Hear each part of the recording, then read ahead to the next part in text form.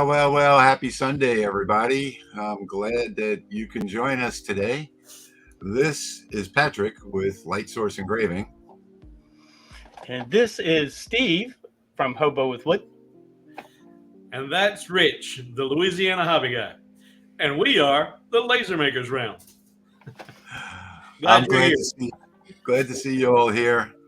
Today we're going to be talking about some of the projects that we've done over the last 2 weeks since the last live stream. And one of them is going to be, actually two of them, is going to be this one and this one. And these are projects from Steve down there I really love this one. This one is just beautiful. Gift cards. So you slide it into here. You got your gift card. I mean, this doesn't get better than that if you want to give somebody a card. And so we'll be talking about that today. I will be running a job on the Lasermatic 10 behind us, which is going to be one of these gift cards. And what I've done is I've laid them out. Steve designed them. I've laid them out in LightBurn so that I can do 4 of them on one 12 by 12 sheet of plywood. And we're going to test it today. So the Lasermatic 10 is so accurate with the honeycomb bed. I know, or at least I hope, that I'm going to just drop that piece of wood on there. As you can see, it's off right now. I'm going to turn it on. I'm going to drop that piece of wood on there, and we're going to start that burn and get 4 of them burned off with the graphics and everything while we're doing the live stream. So I hope you enjoy it today. We've also got 2 guests in the green room that are going to be joining us in a few minutes. So don't go anywhere. And Steve, we talked last night about you possibly giving away one of your purses. Yeah, actually, if there's any interest, I'm all for it. I've got this purse that is finished product, ready to go to a new home if anybody's interest. Nice little carry chain there, and then it's got the heart design for Valentine's, but Valentine's passes, but still works. The living hinge. I went with all natural wood. I didn't do a flocking or a leather wrap or inlay but it's a nice project, and it's not very tell us how much you charge for that. How much you've sold them for? These anywhere from $180 to $200 a piece. Okay. So today I think we're going to do a giveaway you agreed to, right? Absolutely. Okay, so let's do this. Let's talk about channel donations, and anybody that what's your rule?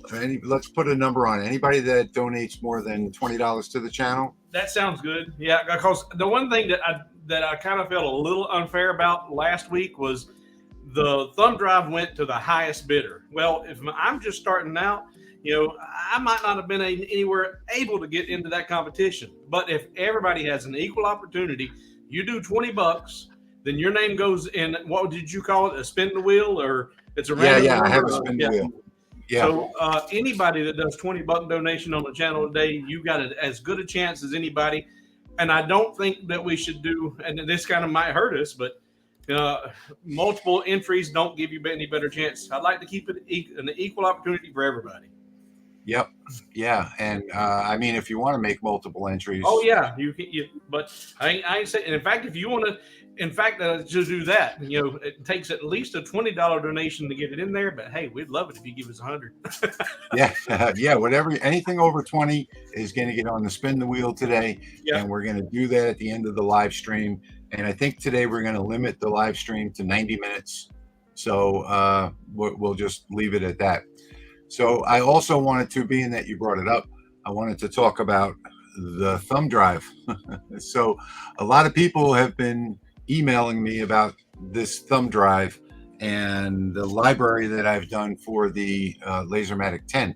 Well, this library is really, really extensive, and I've got graphic settings in there. I've got photo settings in there. I've got all types of wood.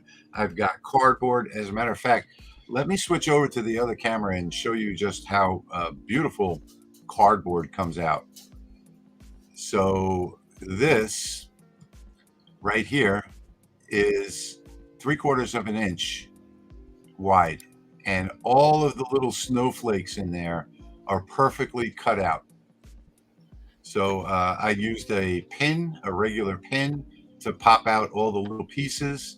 Came out perfectly. You know, a lot of people don't use cardboard, and I think that they're missing out because we get so much cardboard today.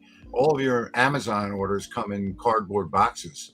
And with a little decoration, you can really make some nice things, even Christmas ornaments, out of cardboard boxes. And they're quick and easy jobs. And, you know, I love doing stuff out of cardboard. And I especially like doing layered things like boxes with scenery inside. In fact, I think I'm going to put that on my list of videos, my to-do list for videos, to do a layered scene, because they come out really, really superb. So, but today we're going to talk about some of the projects that we've been doing.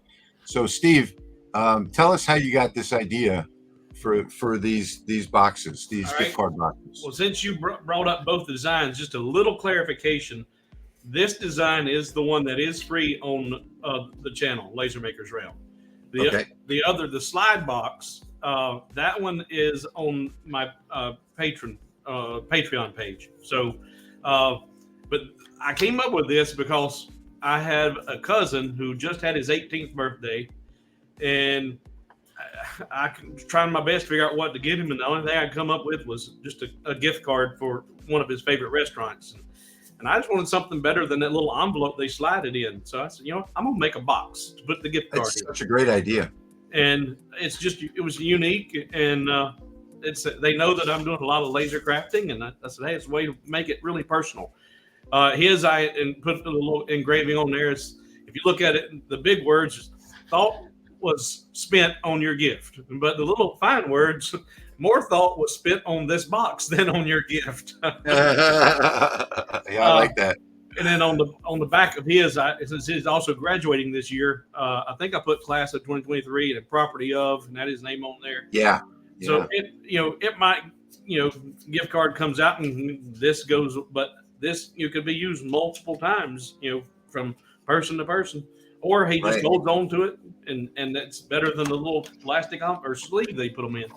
Well, I really like it, and in fact, I made 2 of them today, but this one I'm going to give tonight. Yeah. Oh, yeah. So I'm going to actually give this one to somebody as a gift tonight. Those are nice because they've got a much larger area to do some engraving and nice artwork on. Yeah. But they're not as pocket friendly. Well, before we get started, what I'm going to do is I'm going to do this live so that everybody can see it. And this is the beauty of working in absolute coordinates.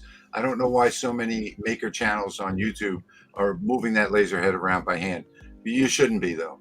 You should be working in absolute coordinates. Burn a wasteboard grid, work on that grid. I don't need a wasteboard grid on this machine because the honeycomb bed is built in, and it's on standoffs, and it's perfectly aligned at the 0, point. So I'm going to start this job while Steve talks some more about the boxes. I think you have these in a coffee shop already, right? Oh, no, not those. I've got a different design that I'm... Well, different design. Yeah. But I'm going to start this while you talk. All right. I've got my box, Steve, here. Let me show it real quick. Yep. Let me rearrange. Well, real quickly, this is my wood that I'm going to use. It's Baltic birch plywood. The laser is homing. I'm just going to get it out of the way. So I was thinking, let me cover up my face. How about for graduation gifts? So Absolutely. This is Senior Tribe, and then the local high school logo. Sorry, Absolutely. Yep. Absolutely. There's a logo. That came out class nice. of 2023. But this is just a quick first draft that I did.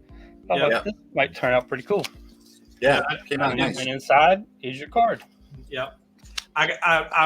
You may recall the little money trees I did at Christmas and had that on the Laser Makers Realm.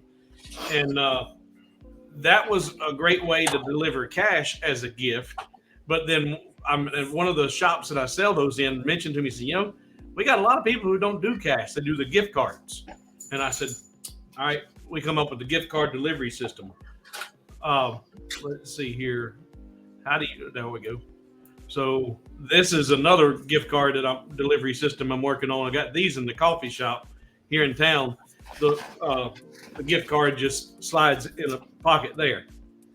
So I've got several different coffee cup designs and different sayings, and I'm going to see how those work out. But the gift cards were just an alternative because so many people are not doing cash anymore. And same thing, Patrick. I've got all of the local high schools mascots ready to burn in class of 2023. So yeah, you and I, great minds think alike. Awesome. Which one are you doing, Rich? Are you doing the pocket or the slide? I am doing this one right here. Okay. So yeah. And I've gone ahead and I've put in LightBurn. I've put 4 of them on the screen, nested them together, three wide and 1 on top. And I know that you're going to complain about that because of the grain of the wood, but I wanted to see. Yeah. So anyway, I've got it all set up. I just focused the laser. It homed itself. I moved it out of the way, focused it. Now all I'm going to do is hit start while we're in the broadcast here. And in the background, this thing, you'll see it working. It should be finished in about 45 minutes. And if you're not aware of what he's talking about, I'm going to complain about the grain on this little box. It won't really matter because it's so small, you can't really see any of the wood grains. But on the slide box, whenever I lay those out, if you'll see the wood grain, it continues all the way through on both sides. See that it's all continuous. I keep the continuity. Yep. But with the way he's nested them here, there, he's saying that's not going to hold true. But that little bitty project, that's not as important. You're never going to see it. Now, speaking about the library again, I've just gone into the library. I've assigned my cuts and layers from the library. I'm not making any changes to that. And I'm just going to hit the start button. And we're going to find out how this works. Turn on the air assist and let it go to work. And I'm just looking through the questions and seeing if anybody's got anything we need to be addressing. Okay, in the meanwhile, we have a couple of guests with us today. I'm going to be bringing in the first guest, one of my favorite channels on YouTube, and it really shocks me that he doesn't have more subscribers. But I've got Steve here from Steve Makes Everything on YouTube, and just a great channel. Hello, Steve. Hey. Welcome. Good to see you. I'd like to think my viewers are quality over quantity, but yeah. Well, I'm one of your viewers, so I'm going to agree with that, Steve. And I appreciate it. So, Steve, tell us a little bit about yourself and your background, how you got started on YouTube, what you do. So I started being I've been a maker forever, basically, mostly in electronics. I designed some chips in lasers. I actually built my own here, but I worked in lasers for several years early in my career, and I just decided as I'm coming towards the end of my career and getting prepared for retirement, I wanted to do something that I actually I'll say actually enjoyed. It'll sound bad because I actually did enjoy my career, but I just wanted to do something where I could help people, become makers. There's a whole new generation of people who, maybe rightly so, don't think the way I think, and we have an opportunity to get another generation going to spawn off some new ideas. So that's what the channel's about. Awesome. Now, if you guys haven't seen his channel, he's got some really fantastic videos. And the thing that attracted me to it when I first found it was the fact that he takes the time to go through the project from beginning to end. And unlike other makers on YouTube, there's nothing missing. So if Steve tells you, here's a project that I'm going to do, and you can do it too, you can be sure that you'll be able to do it. if there's any question, you go back and rewatch the video. I think his channel is a lot like mine, like Steve's, like Patrick's. You know, we show you what we're doing, and you're able to replicate that. And those are the channels that I favorite on YouTube. Those are the ones that I subscribe to. Those are the ones that I want to watch. I don't want to see, you know, all of these different crazy graphics and loud music playing and everything else. And Steve is definitely one of my favorite channels. I've got that bell notification set. Well, I do try to make sure that people understand that design is part of the process. Like, it really bothers me, and I mean, I certainly do it too. I have SVG files up on Etsy, but it really bothers me that somebody feels they need to go buy one of those rather than just design their own. So exactly. I try to get into that first part of, let's think about design, right? And that's exactly. And important. So. And Steve does he doesn't do a lot of his design in LightBurn like I do. So for those of you that don't design in LightBurn, you'll be able to really benefit from his channel. And also we've got Geo from Maker Theory in the green room. Let's bring Geo in. Hello, Geo. How's it going? How you doing today? Now, Geo is a former associate of Patrick's, and he has a channel on YouTube, which is Maker Theory. So right down below, you'll see the link to YouTube. Geo, tell us a little bit about your background and why you got into lasers and YouTube. All right. I worked as a drafter designer, doing a lot of mechanical designs for fab shops, and got exposed to big cutting lasers pretty early on, and can't afford those. So I've found that fiber lasers and the CO2 cutting lasers at home allow me to tinker and play. And what kind of lasers do you have? I've got a 30 watt MOPA galvo fiber, and I've got a 45 watt CO2, and then I just picked up a used 80 watt BLXL. It's nice. One of those build your own CNC machines. That's kind of crazy, so I'm rebuilding that right now.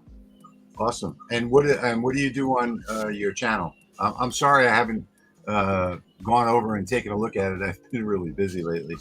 Oh, no problem. It's a fairly new channel. I just started it this year, and I'm right now. My big thing is going through galvo fiber laser settings and understanding the parameters and how to make the different types of marks based on your machine. Nice. Okay. So that's Geo, everybody. Hey. Well, we were talking 2 weeks ago about the fiber lens setting converter that was coming soon. That's Geo's. He's working on one that he hopes. Yeah. Now I remember. Okay. Well, that tie it all back in together.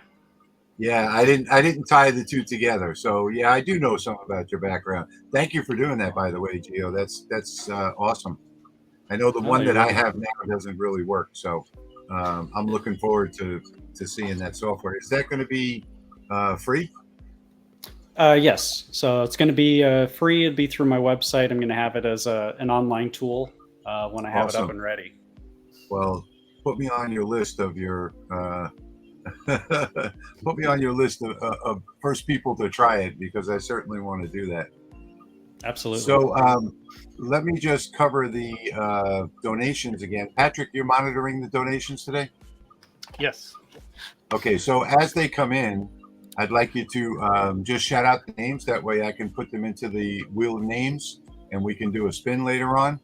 And maybe I should edit this message here, because I think I have the wrong message in here. Well, I was going to ask you, are you going to do a thumb drive this week as well? I am not doing a thumb drive this week. That was what was running there. I can do a thumb drive. Yeah, I can do that. That's not a problem. Let's see. That one was the highest donor. That could help motivate those donors to get it up there. Okay. All right. So highest donor got the thumb drive, and then everybody who does the 25 or more is a chance on the purse. 20 or 25? Well, whatever we said a minute ago. Was it 20? I think it was 20. Yeah. Give me another 5 minutes. It'll be 40. All right. So I'm going to edit this text over here. Donations of $20 or more today get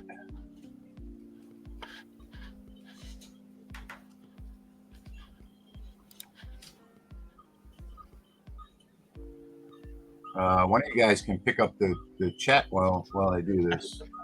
Yeah, Steve makes everything. I happen to see you did a two-tone or two-color LED sign. I've done a couple of those. I haven't watched your video, but I'm definitely going to check that out now. The focus of that one was, sorry? Yeah, any cool things about that you wish to talk about? Well, while I was building it, I was thinking about how to make a 3 or 4 color LED sign.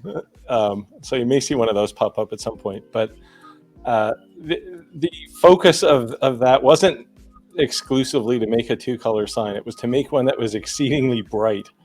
And that one you can actually look at in sunlight. It's really bright. And so I used very high density LED strips in the bottom, and there's no actual air gap between the 2 layers. So, because a lot of people will make 2-color signs, but they'll put an air gap between the 2 acrylic layers, and they just don't look right. There's depth too much. There's odd depth to them. So this one is very tight together, and you engrave inside on both sides so that you can just sandwich them together, and it looks like just one continuous engraving. All right, so I've got that link up at the bottom. So now, the rules for today is anyone that donates to the channel $20 or more gets a free spin on the wheel for the purse. Okay, for Steve's purse. So let me put Steve back up in the middle here. And there is the wooden purse, handmade wooden purse. These are absolutely awesome, no question about it. And we'll do a second spin for the free 10-watt diode library for LightBurn, which is very extensive. I've got almost 200 hours of work into it, and these are proven settings, and that will come to you on a thumb drive like this one. So I'm also adding some special files to here as well. There's going to be a bunch of art libraries as well. So that's going to be a special bonus. Now this thumb drive comes free to anyone that owns a Rollei Lasermatic 10. Anyone that bought the Rollei Lasermatic since the launch 2 weeks ago is going to get emailed this library. So if you're a Lasermatic 10 owner, you can look for that email probably sometime Wednesday or Thursday, because I will have the email of the library sent out to Rollei on Tuesday. So by Tuesday, everything is going to be finished. I'll burn all of the thumb drives, send out the thumb drive to our biggest owner from last week, and get the rest, another one sent out to somebody who wins it today. So send in those donations. Now on the thumb drive, the dollar amount doesn't matter. If you want to send $1 or $2 or $5, it makes no difference. Down on the bottom of the screen, scrolling right here, you'll find the link for the donations to the channel. All of that money goes to Patrick and Steve, and they use that to buy supplies to make more designs, more projects, more things that we can share with you here on the Laser Makers Realm. Steve, are you watching the questions today? Can we start with the question? One question here from Pat pops up. She's wanting to know what material the purse is made from, and this is out of 4.6 millimeter. This one is done out of birch. Patrick, can you put the question up on the screen? Oops. There we go. Yeah. So this is 4.6 millimeter birch. So now if somebody has 4 millimeter birch and they buy that file from you, let's say, how do they adjust that? In that the tool in LightBurn for adjust size of slots and tabs. Slots and Somebody's tabs. got a video Okay. on that. Yeah, I've got one. I think Rich has got one. Yeah. Yeah. Okay. So if you want to know how to adjust the size, you can go to either of our channels and look up slots and tabs, and you'll find out how to resize that for the particular wood that you're going to use. I wouldn't suggest anything less than 4 millimeter. Steve, do you think that you could go higher than that? I have had people who have done it higher. It just right now the problem I had initially, the first couple of designs I did, the chain actually weighed more than the purse, even out of the 4.6 millimeter material. This is very, very lightweight, and this chain is more. It's mo better. It's mo better for the weight distribution. But right now this purse is empty, and the size on it, it's really only large enough for your like a cell phone and your wallet and lipstick. This is not a daily purse. It's an evening out or just to set up on the mantle and show off. But Very nice. But yeah, no, I have had some that have done it with the thicker. I've even seen some people trying to do it out of MDF, maybe just as a trial. But yeah, this is finished, and it's got a sealed in several coats of lacquer, real heavy finish. Yeah, I would say that a nice hardwood would probably be the best wood to make that out of. And also a little clarification for the people posting questions. To keep things simple, we know who you're talking to. Anytime you got a question for Steve Makes Everything, address that to Steve and address it to Hobo. Otherwise, we don't know which Steve you're talking to. I'm Hobo. I'm Hobo. So I even All right, look Steve, like are you gonna keep an eye on the questions and pop them up as they come? I am working on it. Yes, sir. Okay, I am going to switch over to another camera now. Let's see if I add this to the stream. This is my close-up camera. I talked earlier about the cardboard, doing things out of cardboard, but I wanted to show you today the card holder that I did of Steve's, and I wanted to show you the text on there. Can you see that well? Wow, that is tiny. Yeah. That is 0.92 millimeter text. And I think it just came out awesome. And maybe you can get a better idea of how this works if I do it from here. So there, you pull the card out, and that's how you put it back together again. A really great gift. And this is the other one. See if I can get this one in the shot. So this one's a little larger, as you can see. And then this one is just a simple slide. And then inside here is your gift card. So I really love these two designs. They're really great. I'm going to actually use this one tonight to give someone a gift. And that's what I have running right now in the background on the other camera is the gift card. I have the smaller one running in the background. All right. That one is on the rolly. Let me zoom into that real quick. You can see that running in the background. Hi, Meryl. How are you doing today? Happy Sunday. Yes, Meryl is asking, do all future rolly buyers get the thumb drive? Yes, they do. Absolutely.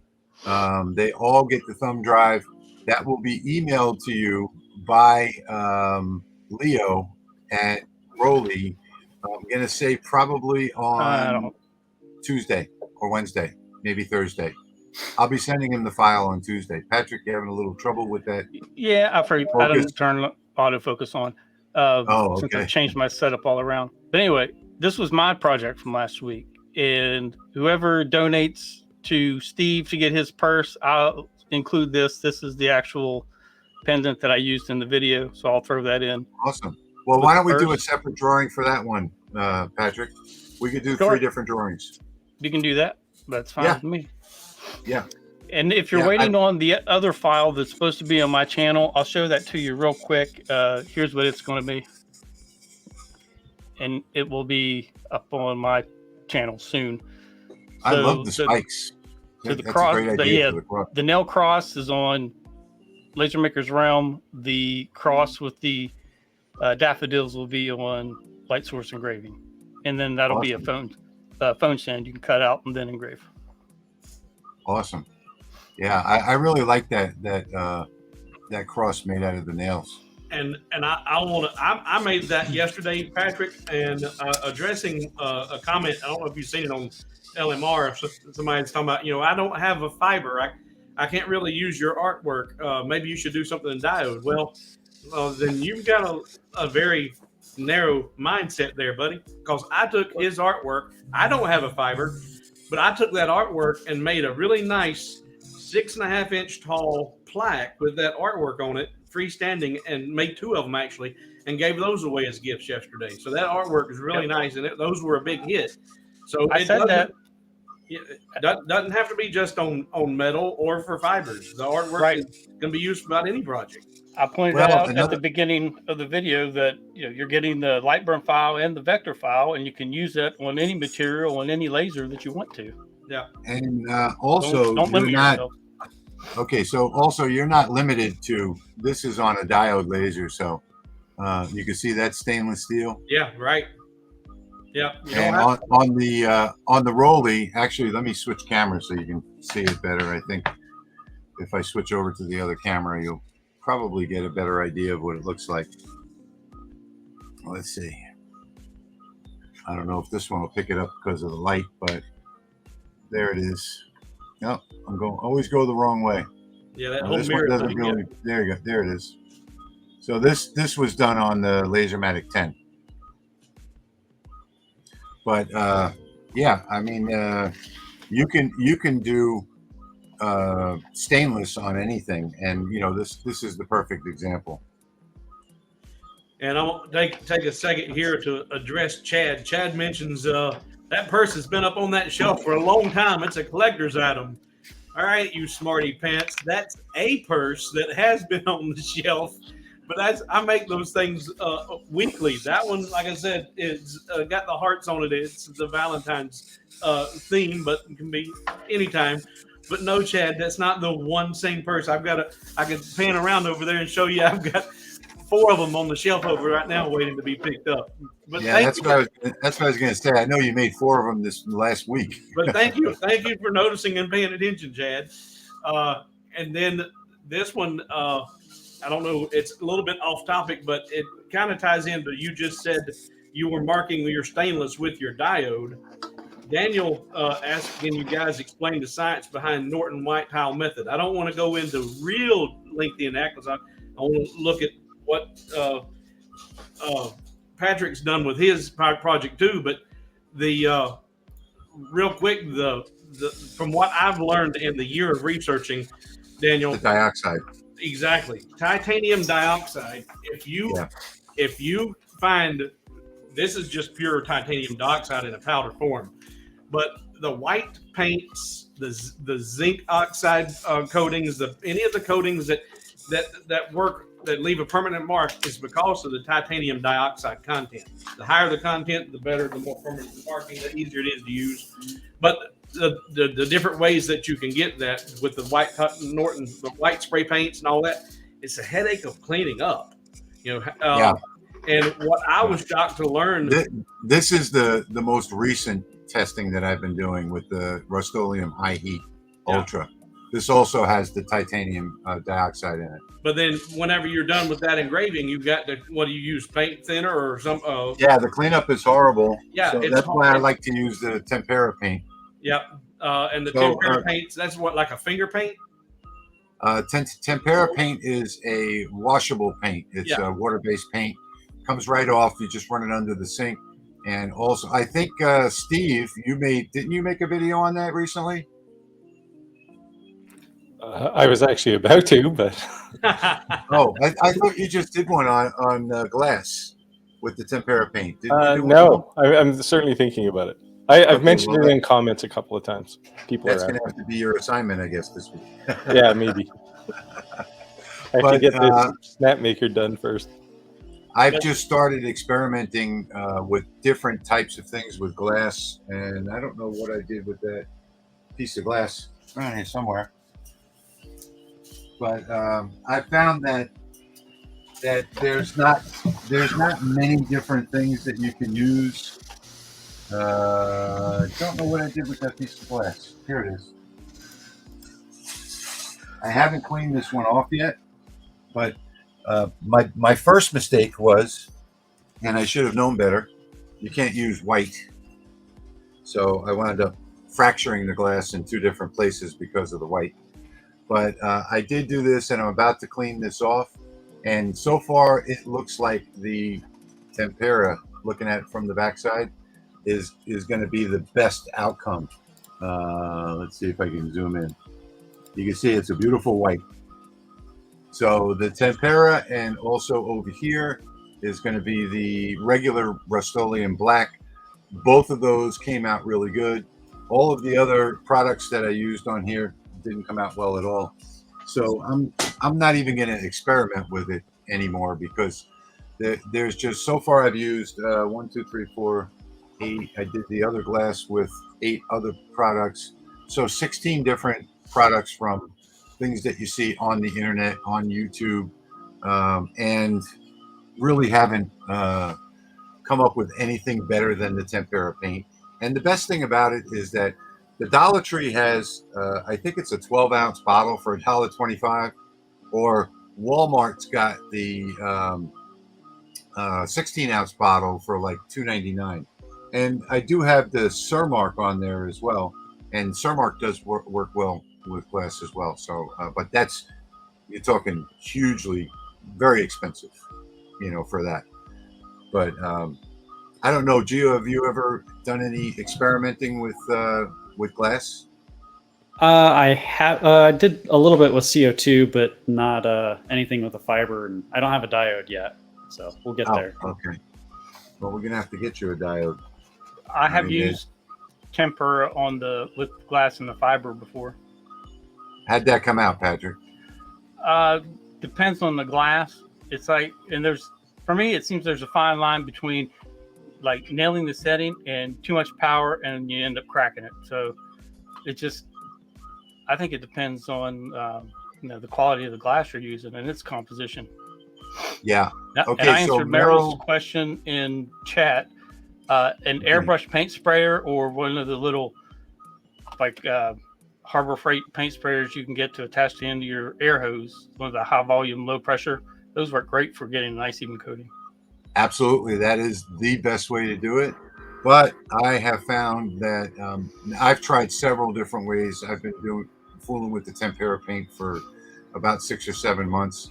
And in those different ways that I've tried, I find the blotter method is the best.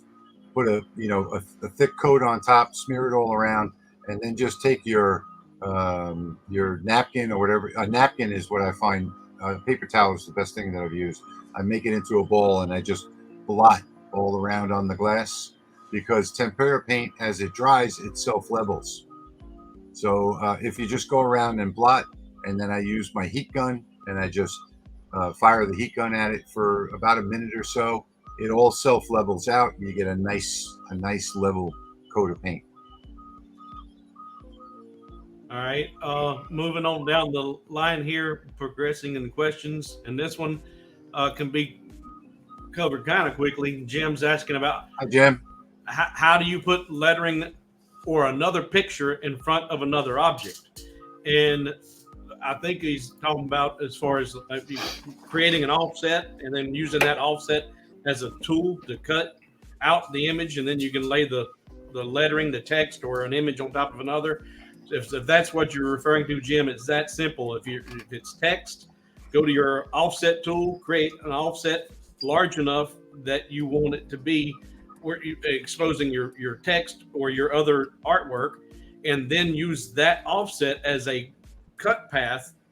And you use with your Boolean assistant, if you're not familiar with exactly which Boolean tool to use, and you can see which one is going to create the outcome that you're looking for, and then that leaves your text proud and prominent and on top of or outlined around the artwork behind it. Okay. Anybody else got any tips or for Jim? Hi, Wendy. That's Good how to I see do you it. in the chat. Yeah, learn the cut shapes tool. Make sure your layers are in the order that you want them to display. Make sure they're all set to fill so that they cut and auto join themselves. And another thing is if you're using the offset as your cut tool, but you want to keep that, then you need to create 2 offsets, because when you use that as offset as a cut tool, once you cut, it's gone. So you'd create 2 offsets, use the first one as your cut tool, and then you'd have your next or your second one remaining. Yep. I think it is a cookie cutter, and once you use the cookie cutter, you throw it away and you never see it again. So if you want another one, you better make a copy. So everything Texas Laser says, did you say that you can use black tempera? It's tempera, T-E-M-P-E-R-A paint. And yes, it works on ceramic tile. It works on glass. It works on several different things. So I've been using it now for over a year, really. I've been testing it with other things for about 6 months. And hang on a second, because we got to bring you up, Steve. Oh, there it is. There you go. That's the Walmart one. Yeah. The Prang. Yeah. Yeah. Yep. So what size was that? This is. That looks bigger than the one that. Yeah, it's probably going to be. Actually, it doesn't even have a size. 32 ounce. 32. Yeah, I think I got the 16 for $2.99. I don't know how much the 32. Yeah, is. I don't know how much that was. Yeah, but it's reasonable enough as compared to everything else that's on the market. I mean, $43. I can show you a $43 can. I think I know what the can you're going to get. Of Surmark. Oh God, is the size of my finger. Yeah. Yeah. And this is 2 ounces of spray. Yeah. Now, granted, it does go a long way, but still, $43 for 2 ounces is a lot of money. Especially when you're testing a setting. Yeah. Yeah. I mean, especially, half of what you're going to do is going to be testing. So, wasted material and until you get it down right. But yeah, that tempera is the best way to go, in my opinion. Yeah. You'd have a hard time to carry $32 worth of tempera paint. So. Yeah. And it's easy to find just about anywhere. All art stores have it. It's online. So everything Texas was just had a question. Nice, followed up another one there. Hate to keep asking, but I need to know if the Ortur rotary chuck will work with the comgrow or the Atezr laser before I purchase it. Does anybody know? Should. Well, go ahead, Steve. It should. I mean, in worst case, you may have to use. You're talking about the RA2, I assume. You may have to use the other cable. There's 2 wirings for stepper motors, depending on which motor you have, and the cable comes with the RA2 for both of them. So it's one or the other.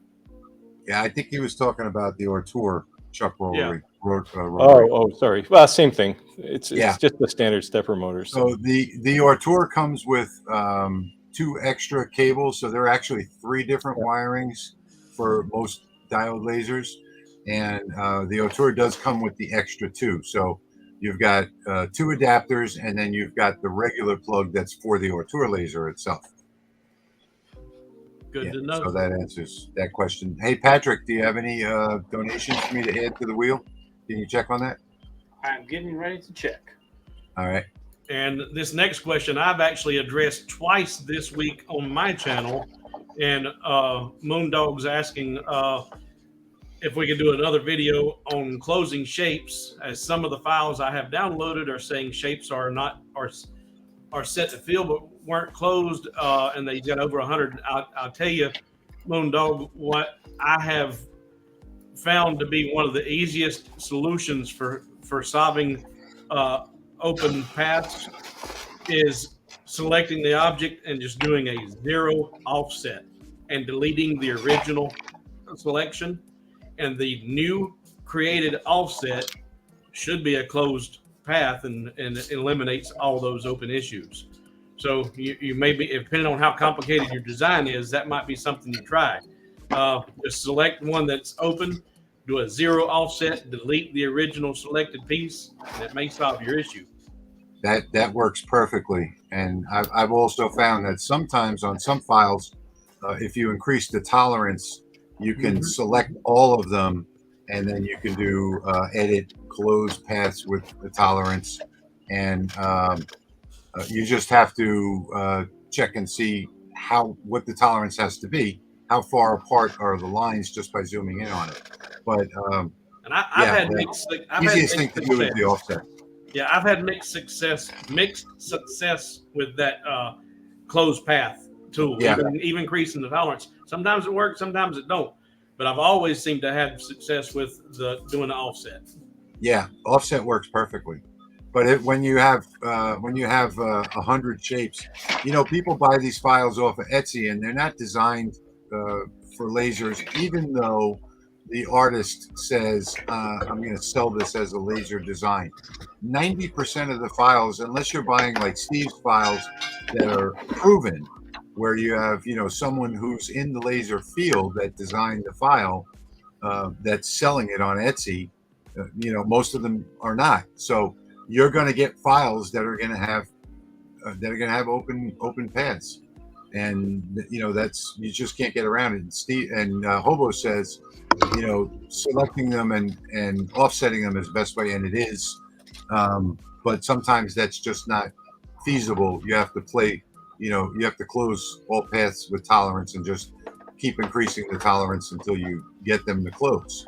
So, and in some cases that even might ruin the design, so it's just a matter of buying the right files in the first place.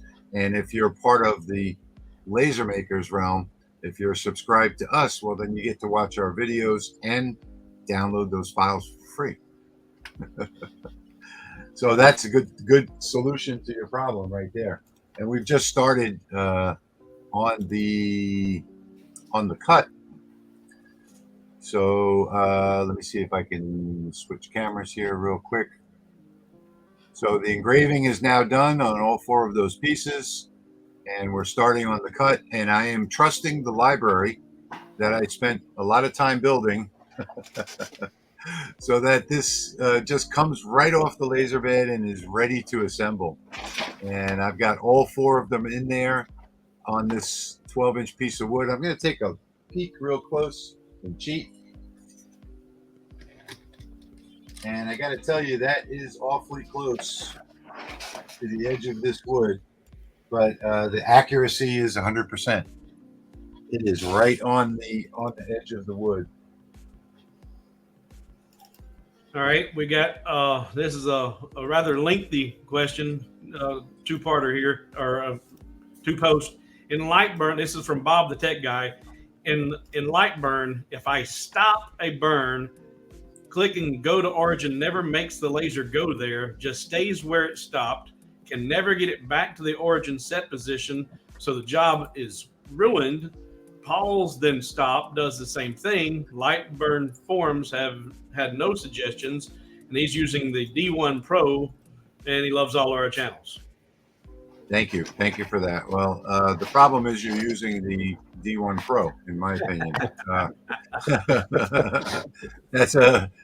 Your problem is not unique. So there are so many little gremlins in the control board, in the firmware for the X tool, that when you really start using it professionally, you're going to run into those gremlins, and you're not going to be able to solve them. So I'm sorry to say. Well, now here it's not that you can't solve them, but you have to jump through so many hoops to get there. And having used the X Tool D1 and finding a workaround on some of those headaches, one thing I would suggest to you is before you start any burn project, any cutting, home the laser. It's going to go to some crazy, stupid position because of lack of limit switches. But it'll be in that general vicinity. Only on the old one. The new one has 4 limit switches. Good. The D1 Pro has 4. D1 Pro. All right. Good. Yeah. Well, I didn't pay attention if he's got the Pro or not, but even there, you still got the same issues with the control boards and some of the other things. I set my return to finish position at a known position, be it 1010 or 2020, whatever. I'll send the laser out to do a random little job at a very low output that's not going to do anything, and then it's going to return to that position. Now, that is where I start my actual project from. Right. That is now a fixed position, and by doing that, and then the other thing you got to do is you better not be moving that laser by hand. You can, because if you touch and move that laser once you've done that, Yep. it's not going to go back to any known position because it don't know that you've moved it. Yep, So exactly. quit you moving those X tools by hand. Set a return to position finish and use that as your start position finish. And then if you have to stop a job, and you can actually tell it to go to finished position instead of telling it to go home. And then you can restart from there, and you can sometimes save a job without it being ruined. I've done it a few times, but Right. only after ruining quite a few with the X tool. Yeah. So DJS751 is saying, what do you guys think of the X Tool F1 coming out soon? Well, I don't think anyone's seen it yet. The X Tool is taking orders on it. I know that much. And I don't know. I really don't know anything about it, so I can't comment on it. I have one that's supposed to be coming to me. Well, they originally said in February, but we're running out of time. So yeah, they've so far they've asked me to look at their F1 and they've asked me to look at their new CO2, but I really don't want to. I really don't want to look at any of the X Tool products after my experience with the original D1 and the support experience that I had from them, especially being a YouTube creator. And, you would think that they would give me excellent support. I'm actually going to do a video soon on how to make a D1 actually accurate. There you go. So thank you for that, Steve. We appreciate that. For you guys that don't know Steve's channel, I will put that up on the screen. Hang on one second. I've got your names So ready for you when you're ready for me to go. Yeah. Okay. So you can go to youtube.com at Steve Makes Everything and subscribe to that channel. Click on the bell notifications. Absolutely do that. Not just for the review that he's got coming up, but for all of his videos. Like I said earlier, it's a great channel. It's easy to watch. It's not something that you want to back out of right away. Steve's a very personable guy. I happen to like him very much. He is one of my favorite YouTube channels. So go over there, youtube.com/ at Steve Makes Everything, and subscribe and hit that notification bell. Okay, Patrick, go. I'm ready to put him in. All right. Chad, do you want the last names or last initial? Oh, just the last initial. J. Okay. Nathan P as in Paul. Harry F as in Frank. Wait, what was that one? Harry. F maybe? Carrie? Harry with an H.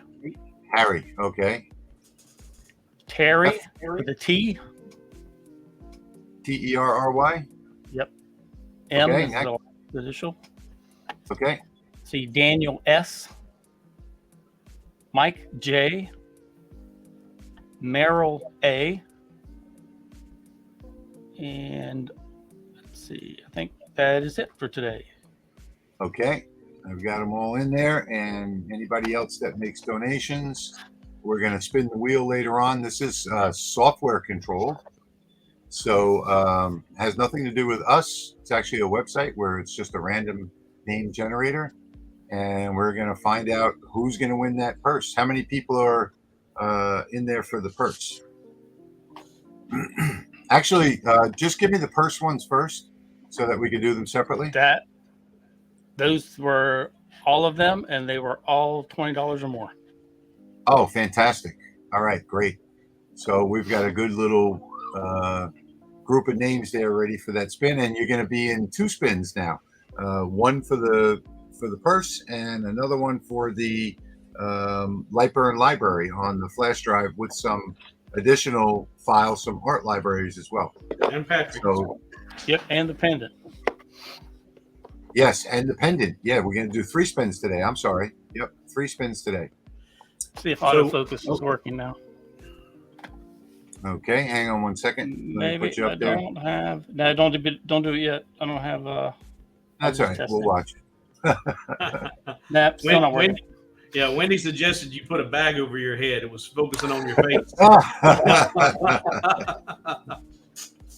I switched cameras, and it's still not focusing. Patrick, try covering the back of it with your hand so it blocks your face.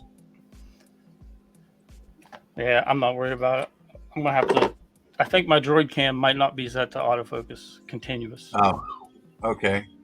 Let me go and check on the I want to just check on the laser for a minute and see how it's doing with its job. It's probably close to almost halfway there on the cut. So it's finished with the all the engraving, and it's now working out the cut. I'm gonna take another peek at it.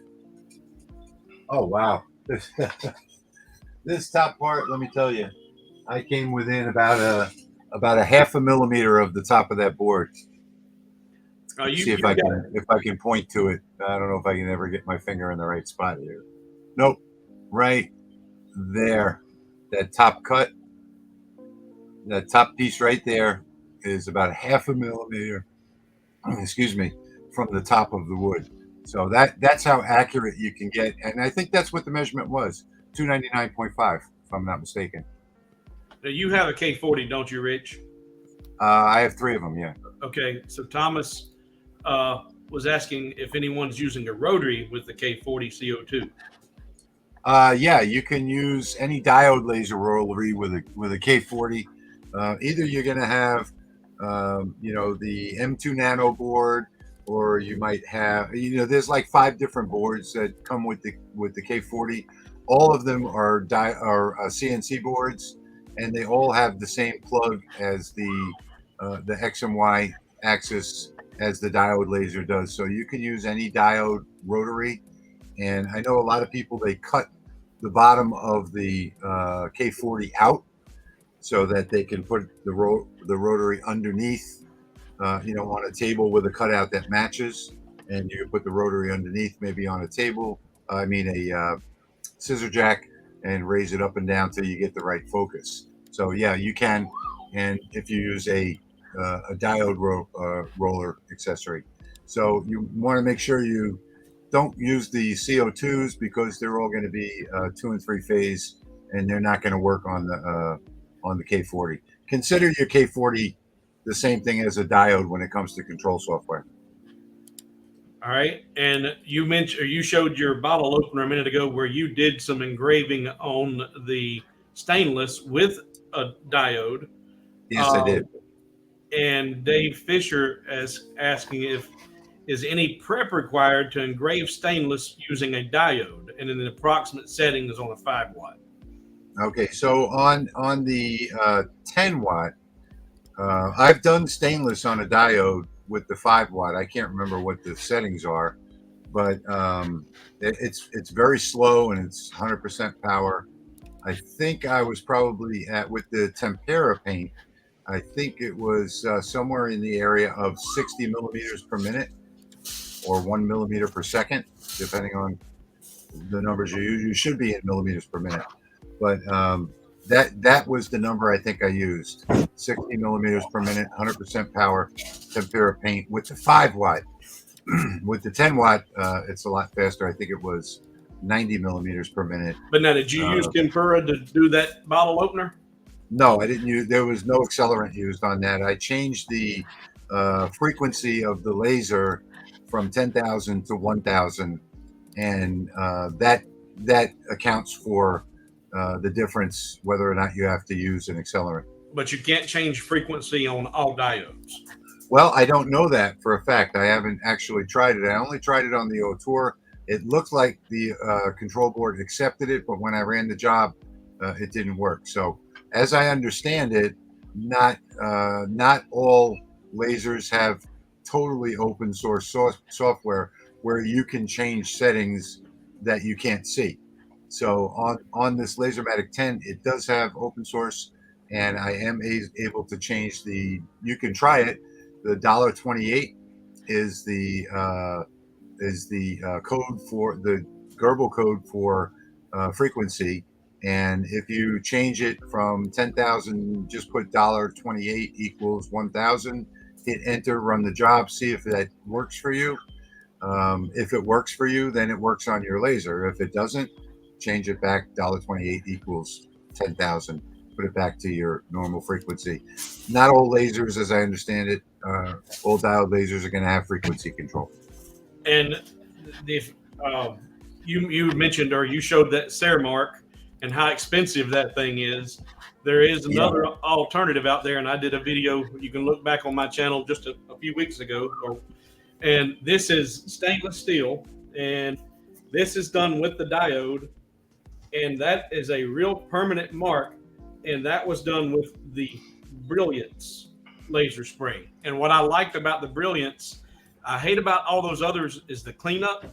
The Brilliance, I think it's really not much more than just a glorified titanium dioxide and a really good delivery system, because you just spray it on, do your engraving, and wipe it off with a towel. There's no other cleanup required. Yeah, I have some Brilliance here. And I remember also in that video, Steve, you actually polished that with a steel polish. Oh yeah. After I wanted to test it and see if I could remove it. It was not to try and improve it. I wanted to take that off, and I could not get that. I used a jewelry polish and really went at it aggressive, and it didn't come off. But that's something to take a look at, and it's half the price of the Ceramark.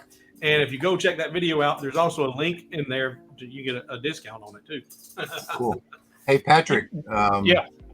I was cruising on YouTube this morning, and I saw your short on that business card rotary that you did. Oh yeah. Can I see it? Can I take a look at it? Do you have it handy? Oh sure, I can bring it up on screen if you like. Yeah, Patrick made a device that works on the rotary for his fiber laser, and it just keeps doing business card after business card. It's really cool. I was watching YouTube this morning, and I was mesmerized by it. I watched that short over and over and over again.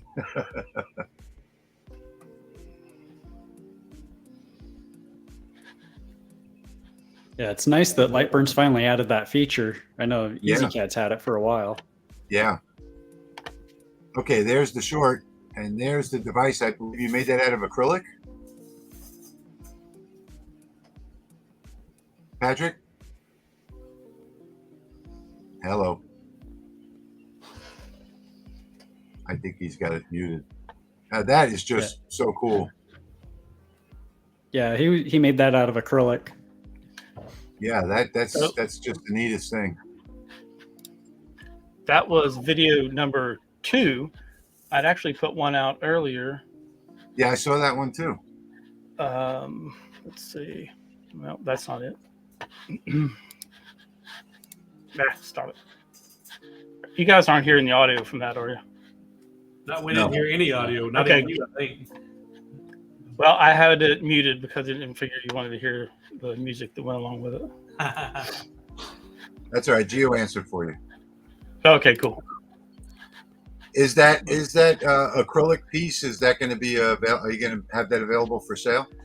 Yes, I am. I am going to assemble that and sell it, and also sell the file. Nice.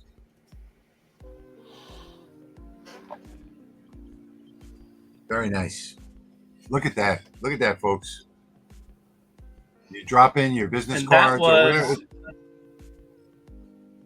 Yep, I was controlling that with EasyCAD, and then Right. the previous video I was actually using the LightBurn beta. So Patrick will have these available for sale if you wanted to buy one. I really love the idea of not having, instead of changing every single card, you can do 6 at a time. I think that's a great idea. And it also doubles for minimalist wallets. So it's will not only do business cards, you can also put the minimalist wallets in there. It'll hold it nice and level and spin it around and engraving. So let me just it's kind of uniquely a fiber problem, though, right? Yeah. I could use this on my CO2 Galvo. Yeah, it's a regular rotary, so you can use it on CO2 or fiber. Yeah, but a CO2, you just put down a whole array of cards and just cut them, right? Well, that's true. No, true. Well, if I had a CO2 Galvo and I was doing wooden pencils, I'm going to make a pen pencil modification for this, so then I could just have a crap load of pencils spinning around in my CO2 Galvo, marking the wood pencils, that kind of thing. Yeah, you can pretty much do that forever. So Wendy was asking the basics. Oh, she was answering a question. Yeah, never mind. Actually, the CO2 Galvo is right here. Hi, Thomas. No problem. V Swan asked a question that was brought up on our last one, and I don't remember the answer to it. Basic question: what's the best way to clean the residue off that honeycomb? I hate that too, V. So what was it you said, Rich? To clean up that sticky off of the honeycomb? I personally use cleaning vinegar that you can pick up at Walmart. It's not like it's not food grade. It's made for cleaning, and I have a spray bottle filled with it, and I spray down the honeycomb bed, flip it over, spray the other side, and get it good and wet, and I let it sit. For some reason, putting it in the sun, it's sort of like bleach. Bleach does the same thing. Putting it in the sun activates it, and then you can just rinse it off with a garden hose, or in my case, I use a small pressure washer, and it comes out like brand new. And just trying to move through some of these questions, try to get to everybody.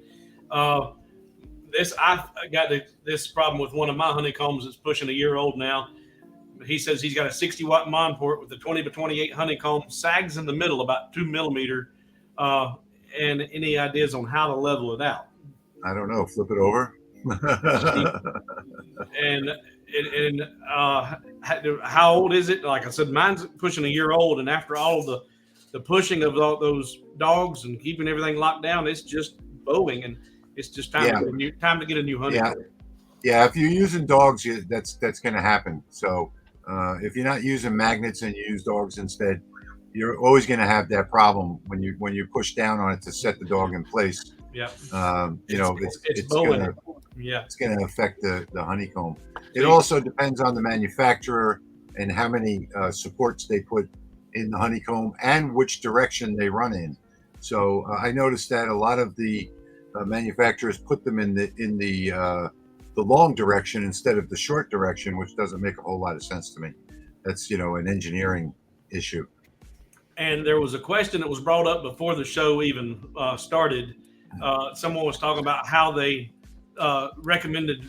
recommendations for sealing the wood, because anything they were putting on there, it was just soaking it up like a sponge.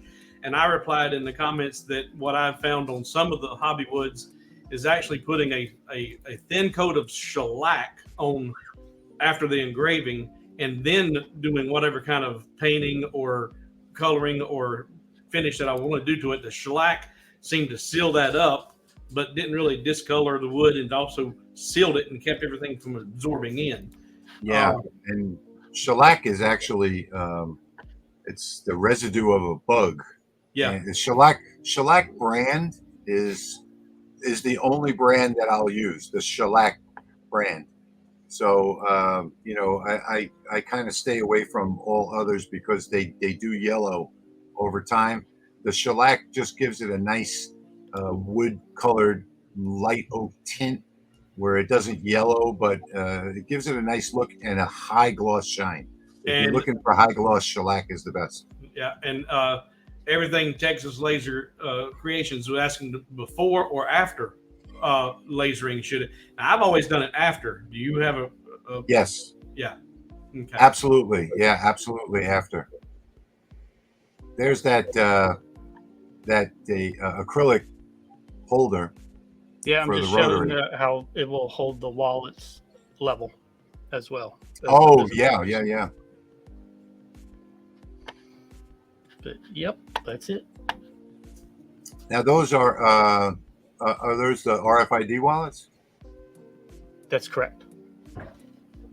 Yeah, I don't know if you guys know this or not, but you Yeah, really you need to have get you have really experience with this need to recently. get an RFID. Yeah.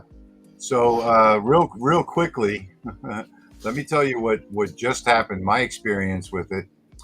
We have a house in the Philippines. My wife is from the Philippines, and she went there to do some repairs back in January, and within 5 minutes of her landing in Subic, all of a sudden I get a charge on my credit card from American Express for $3.50. It was a test charge that somebody did. Somebody scanned her as she walked by, got the credit card, I guess that was on top, closest to them, and American Express, and no, that was actually Prime Visa, and they immediately emailed the data to somebody in Canada who did the test charge, and so I turned the card off right away, obviously. But you definitely want to get one of those RFID wallets if you don't have one, especially if you're traveling. I'm guessing that this person probably just walked around the airport all day, and scanning people as you walk by and picking up credit card information. So keep that in mind next time you travel, or even if you're not traveling, if you live in a place like I do, like New Orleans, and you go into the city, well, you really want to be prepared. One of our donors is in the witness protection plan and has had to change his name, and he wants to make sure you get it right. Chad J is me. PayPal listed under my former last name. So Chad J is actually Chad F. So whenever that's okay. Patrick has all of that information. He's going to be the one that's going to email the winners, and he'll email you and me, and that's it. All we need is name and address. Doesn't matter. But I'll be the one. Yeah, I'll be the one spamming your inbox in the future. Yeah, nobody else is going to get that information, so you don't have to worry about that. He says that's his former last name, so nobody tell the mafia he's now Chad F. It's keep that. I'm not gonna say a thing. Yeah, keep that between us. And Gio, make sure you don't tell anybody that. GB, I heard nothing. SF wants to know, how often have you had to clean your rolly enclosure? Now, how long have you had that up and running? How many hours have you put on it? And have you had to clean the inside of your enclosure? And if so, how often? I've had it for run hours is just over 200. I intentionally, it just finished the job. Let me do this while I answer. I intentionally didn't clean it at first and ran the first 100 hours and then cleaned it, and there was virtually nothing to clean. So I'd like you to see how close to the edge I got with accuracy. Can you see that? Paper thin.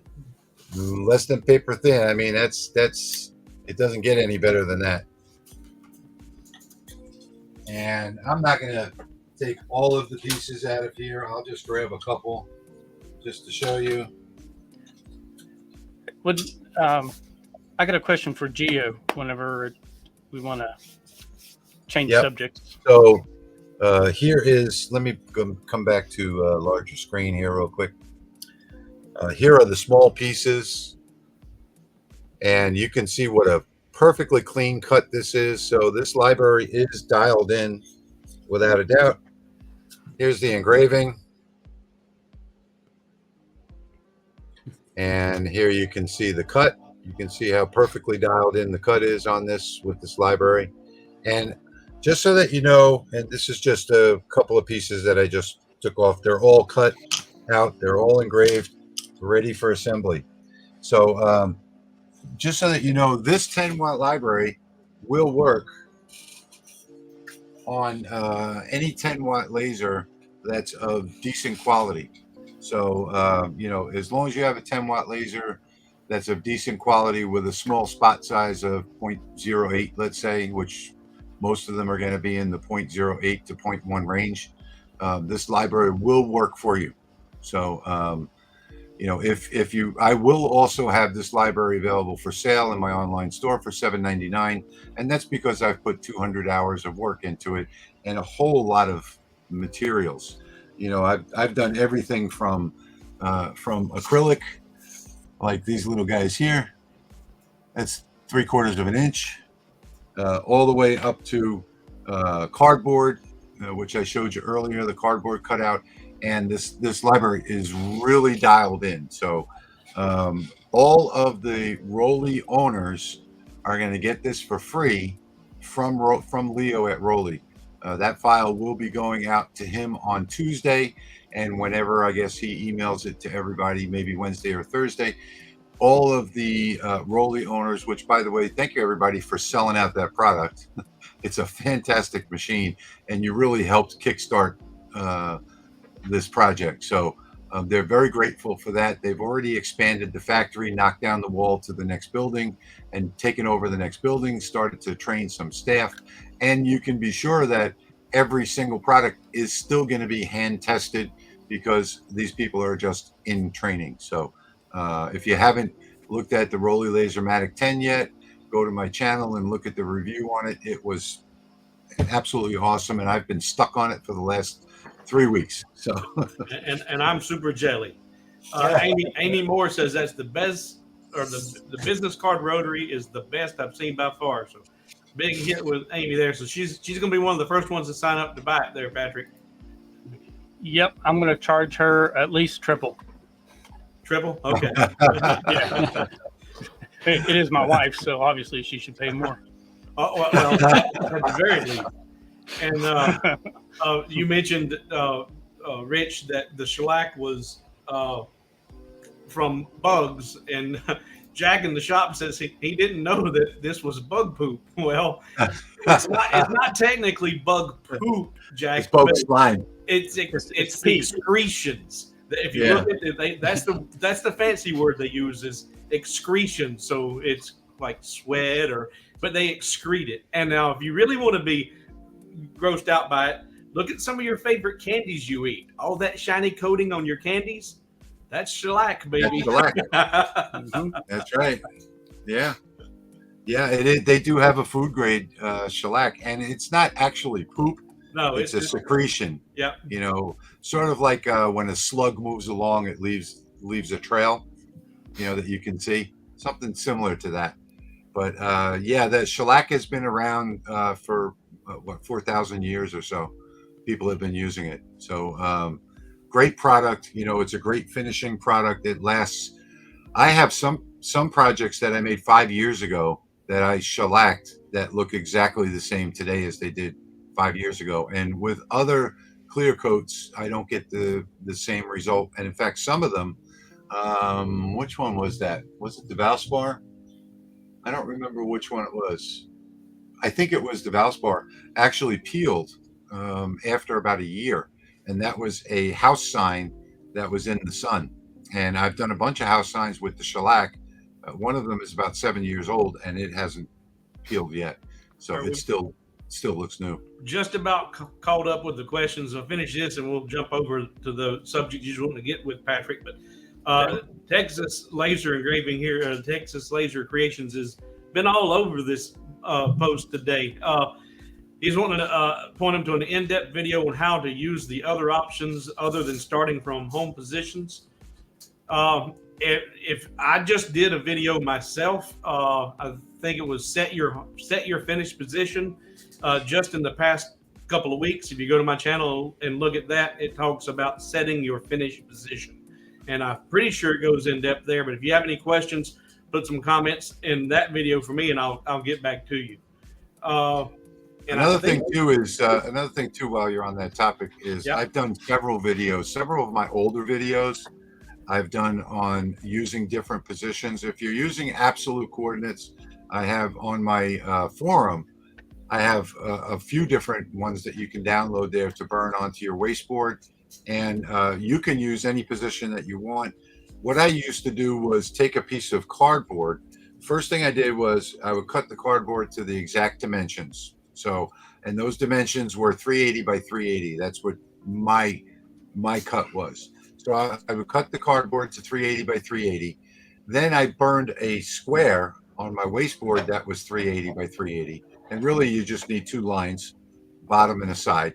And then I would line up that cardboard to those two lines, pin it in place, and burn a waste grid on there with different boxes and different sizes. And like I said, you could download those waste grid burns on my forum for free. And then you can position anywhere you want on that cardboard for engraving. You could put a 4-inch coaster in the 4-inch square in the middle, or the one up on top, or you can do 9 coasters, just line them up on the cardboard and hit start. You don't have to position a laser. They're not designed to be positioned, and I wish people would stop moving them by hand. Yeah. So, That's it's so simple to set up a waste grid, and once you've done it, you'll never move that laser head by hand again, and you won't have the issues of a burn not coming out right. You may have 7 of the 9 coasters that came out perfect, but 2 of them are a little bit light because of the wood grain or whatever. Well, you can put those 7 on a tool path and rerun the job again just on those 2 if you've got everything in absolute coordinates.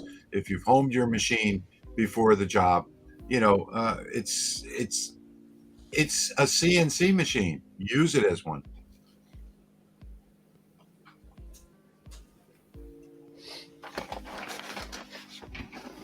So we're at, we're at 1 hour and 22 minutes. Trying to hit a goal today of an hour and a half. How are we doing on the names, Patrick? Do we have any more names to add to the wheel? Add Otten Woodworking to the wheel. Spell that for me. Otton. Okay. Thank you, Otten Woodworking. For all three of the spins. Correct. All right. So we've now got 1, 2, 3, 4, 5, 6, 7, 8 people. Hey, folks, last chance on the spin the wheel. We're going to close that in 5 minutes or less than 5 minutes. We're going to close that in 2 minutes. So if you want, down on the bottom of the screen there, you'll see that we've got that scrolling by with the address for PayPal to send donations to the channel so that we can keep buying products and keep bringing you videos and be able to afford to do all this. So go ahead and get your PayPal donation in now. We're going to be spinning off one of Hobo's purses, which has a value of $180 to $200, somewhere in that range. Yep. That's what he sells them for. Yep. And we're also going to be spinning off one of my flash drives with my library for a 10-watt diode laser and some art libraries as well. And the third spin is going to be for Patrick for his stainless steel religious cross pendant. So we have 3 different spins coming up. Got just about a minute or so left to go ahead and send in your donation to the channel. And everyone that does is going to be in the spin, and we're going to find out. That looks good, Patrick. That's actually good info because that one worked. Yeah, And he muted again. Oh, no. And just a quick note that the time that it took on the Rolly, the estimate in LightBurn was 1 hour and 25 minutes, I believe it was, and it came in a little bit early.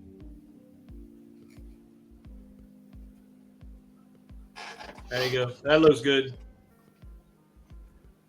That's a new camera that I just got to have focused on the laser bed, and it's doing a pretty good job.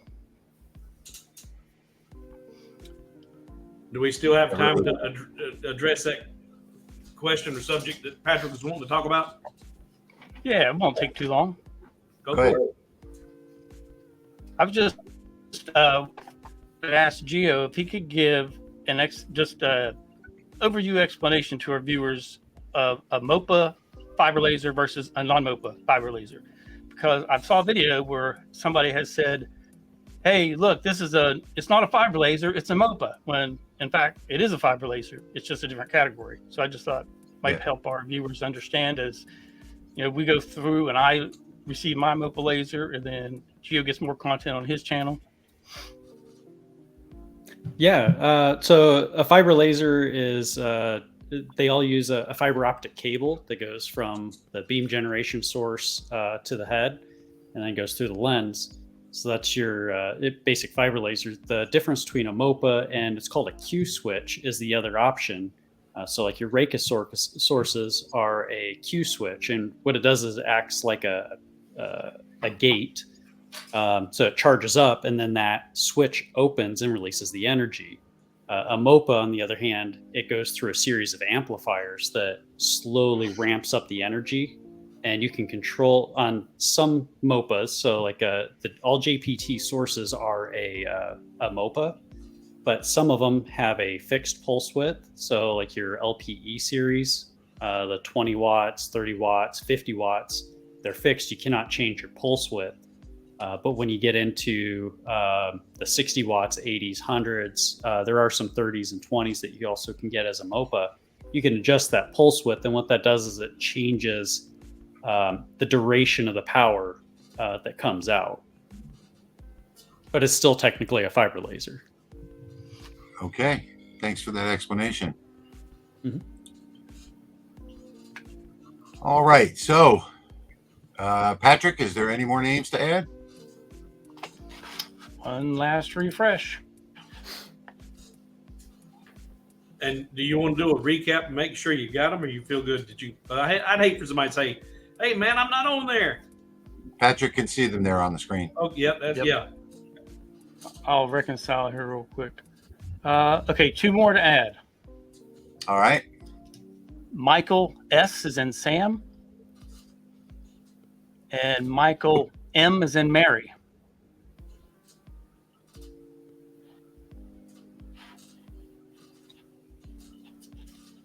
Steve, I think you have your video playing in the background there. All right, so does that look good? Should have 10. 1, 2, 3, 4, 5, 10. 6, 7, 8, 9, 10. Okay, here we go, folks. The first spin today is going to be for Hobo's wooden purse, valued at $180 to $200. And here we go. And that is going to be Merrill A. Merrill, congratulations, Merrill. All right. Awesome. Patrick, you got that? Got it. All right.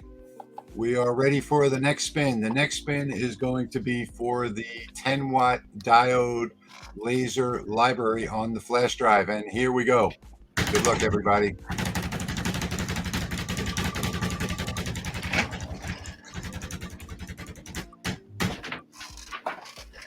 And that's going to be Chad. And witness protection.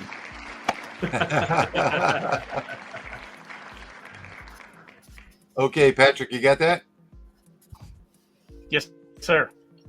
All right, and here we go. The last and final spin today is going to be for the religious stainless steel cross pendant that Patrick did. So here we go. Good luck, everybody.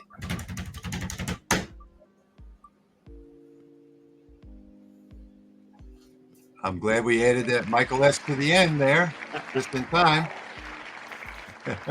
Thanks to everybody that contributed today. Greatly appreciated. Yeah, I mean, I think that was fun.